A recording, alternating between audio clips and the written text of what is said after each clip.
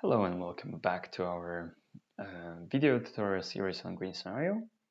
And in this episode, we're looking at the select GreenScenario objects component.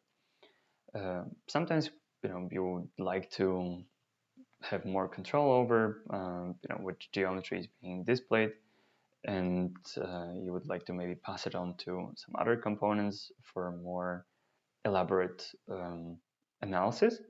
And then this component can help you with doing just that. So when you connect geometry to geometry, it will give you some options, and its options would always show you only the ones that are visible over here.